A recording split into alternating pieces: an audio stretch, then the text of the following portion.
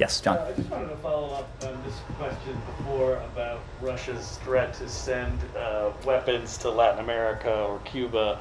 And you, without getting into details, note that the U.S. would have a swift response. If the U.S. did have a swift response or wanted to protect itself in any way, is that an acknowledgement that the United States does have a sphere of influence that it would like to protect in Latin America, that it would be sensitive towards, in the way that countries like Russia also maintain a sphere of influence in Europe?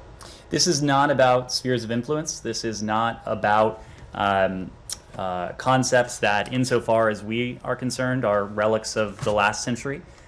For us, this right now is in the category of bluster. So I'm not going to entertain a hypothetical. But again, if we see anything like that come to fruition, we would respond decisively. Yes?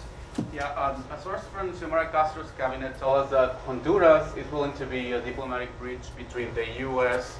and the government of Nicaragua. Something that, according to this person, the U.S. has suggested. So can you please confirm this? And what is the U.S. looking for from this communication channel? And if I may, I have another question. So I don't have anything to offer in terms of the role that Honduras may or may not be playing when it comes to Nicaragua. We've made our concerns regarding Nicaragua very well known for quite a long time. It was what President Ortega and Vice President Murillo orchestrated on November 7th. I believe it was called a pantomime election. It was an election that was neither free nor fair. It was most certainly not democratic. On top of that, this is a regime that has engaged in arbitrary detentions. The regime has arbitrarily detained some 40 opposition figures since May. That includes 7 potential presidential candidates and the arrest of additional candidates even not too long ago.